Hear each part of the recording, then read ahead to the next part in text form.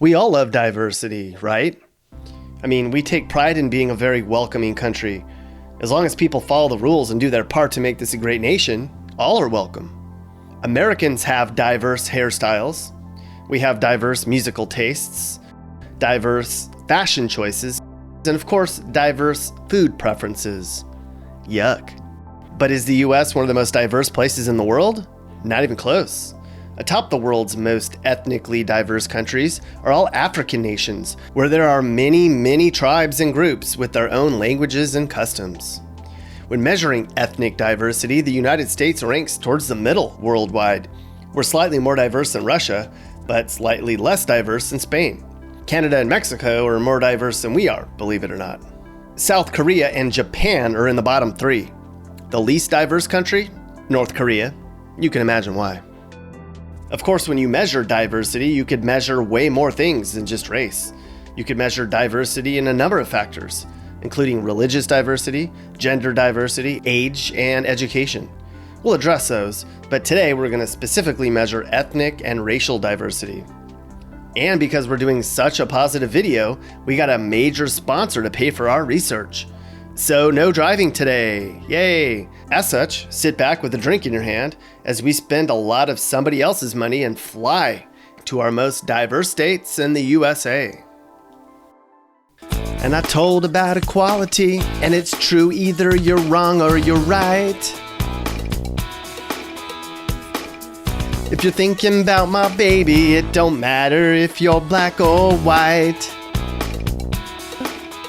As we come in for a landing, we realize where we are, and this is quite a surprise. We're in Georgia.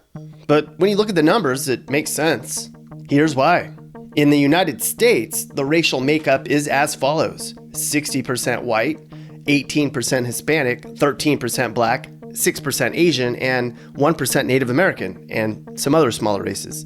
Now in Georgia, the racial composition is quite different. Here, the African American population is very high at 32%, and the white population is 52%. Hispanics make up almost 10%. Now let's compare that to our least diverse state in America, Maine, where it's 93% white. A real big difference.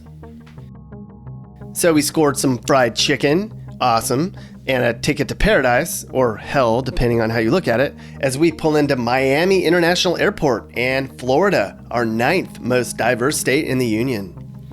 While in Georgia, it was the black population that made it diverse, in Florida, it's the Hispanic and Latino population, which makes it so varied here.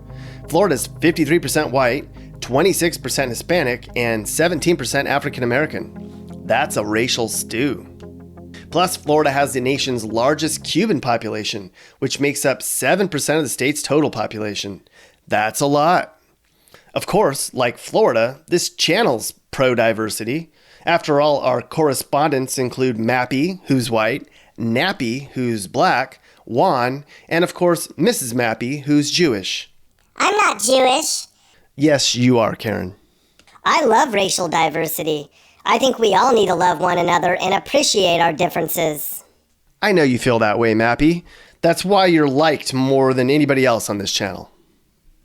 And because of Florida's high elderly population, it ranks first in the US for generational diversity, meaning the gap between the young and old is the biggest in Florida. That makes for some interesting conversations, I'm sure. Time to catch our flight while we listen to some amazing Latin music we heard while in Miami, as we zone out until we look outside and realize we're in New Mexico, our 8th most diverse state. New Mexico's numbers look like this.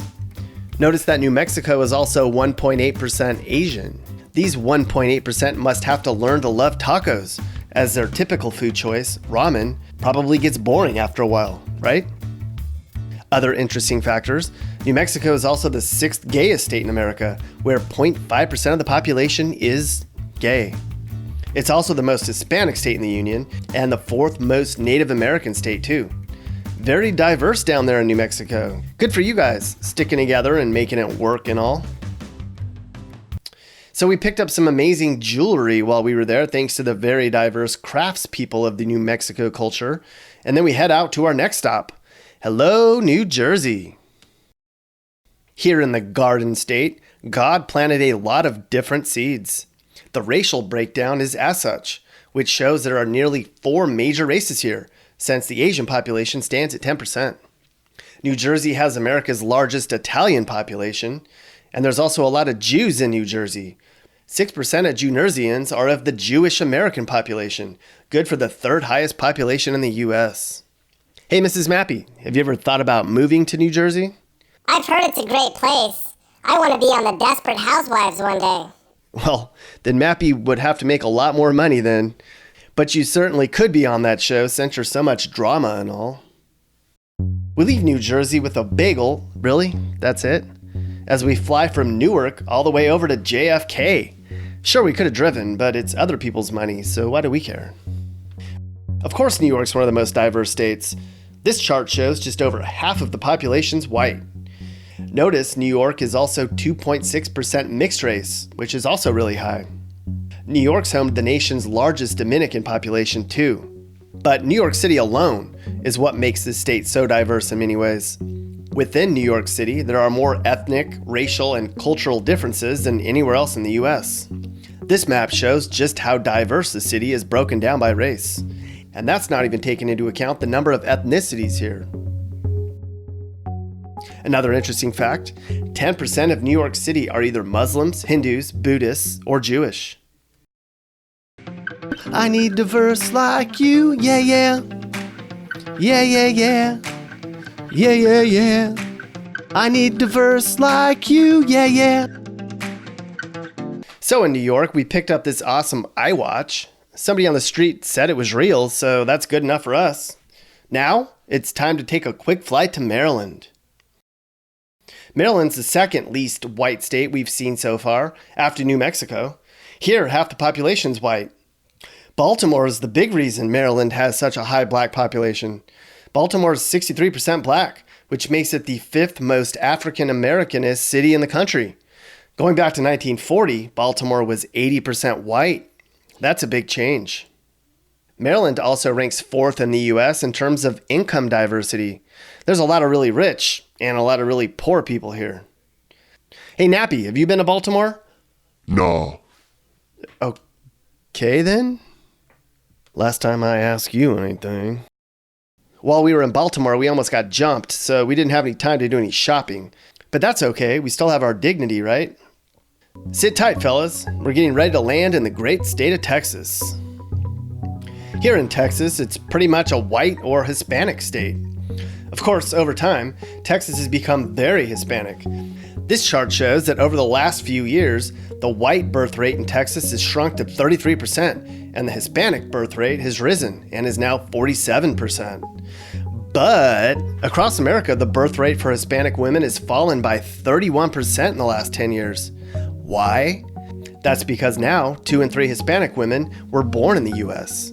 Today's American-born Hispanic women are less likely to be poor and more likely to be educated than their immigrant mothers and grandmothers, and are more often delaying childbearing so they can finish school and start careers.